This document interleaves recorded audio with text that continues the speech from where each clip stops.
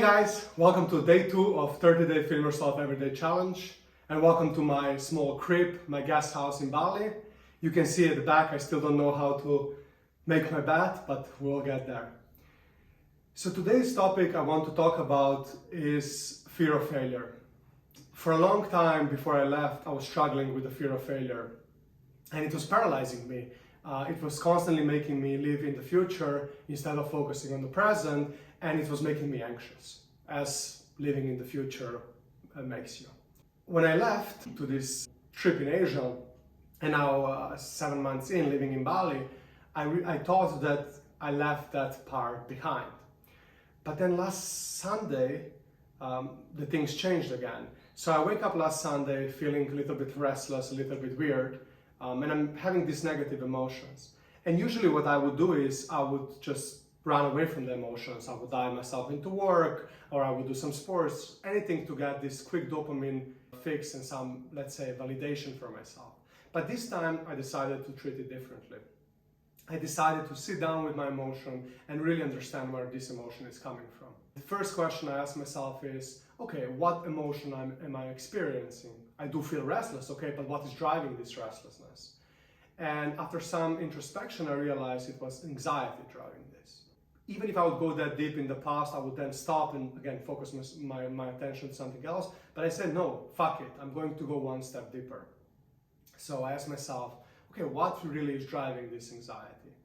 And I realized it's actually fear of failure. And fear of failure of not making it work in 6 months, being forced to go back to Europe, to my previous job or any other job, and just failing myself, but also others. And that was a big revelation for me. So first thing is that I was very proud of myself to sit down with my emotions, because we all know how hard that is for men to really just sit down and experience emotion, because we're always told like men don't cry, man up, and other bullshit, right? And we can cry, and we don't need to always man up. Hopefully I can be the first one to tell you this. The second thing that was really important for me is then thinking about why do I fear failure so much where I am living a pretty good life right now. So instead of focusing on all the benefits I have and all the great things happening for me in Bali, I'm focused on what will happen in 6 months. So I'm living in the future instead of living in the present. And that's a scary feeling, because at the end of the day, the only thing that we actually have is right now.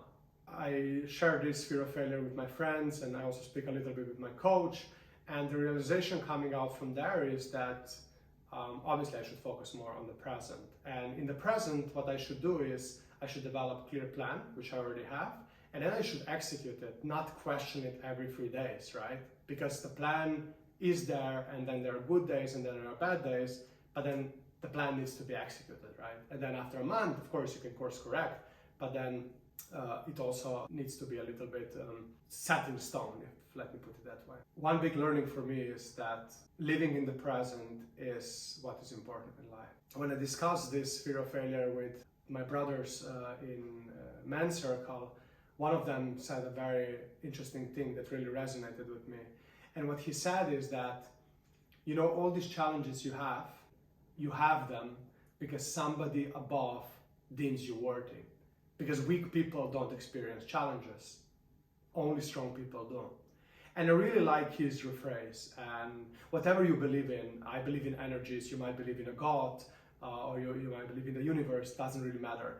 But what matters is that if you reframe your mind in a way to really believe that challenges are here to test you and to guide you to the next level in your life, then all those challenges become much better. And why do they become much better? Because you start inviting them in your life. You start searching for challenges, searching for failure. And for me, that was such a profound moment, because I feel before I was running away from challenges, I was running away from negative emotions, I was running away from failures. And now I'm embracing negative emotions, I'm embracing challenges, I'm embracing failures, because I know that they will teach me something, and that they will give me something that I will need to get to the next level where I want to be.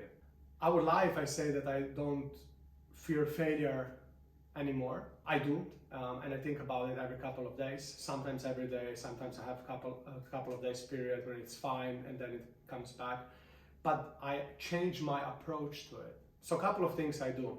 First, I do some box breathing. 4 seconds in breath, 4 seconds stop, 4 seconds out breath, 4 seconds stop. And this really helped me to calm my nervous system down.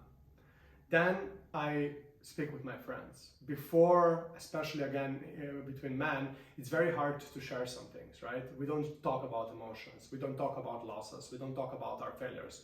Now I share with my friends, and funny thing that happened is that when I started sharing, more of them also open up, and we saw that we are struggling with some things. We know each other for many years, but we never understood that we are struggling with the same things. So I think our connection and bond also got much better.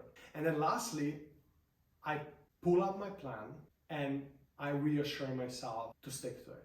And how do I do that? I pull up my plan and I ask myself, did any of the initial hypotheses that you made change significantly? Significantly is an important part.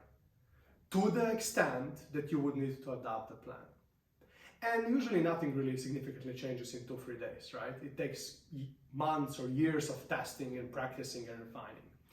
And then because usually the answer is no, I say to myself, okay, then you're going to stick to the plan until your next checkpoint.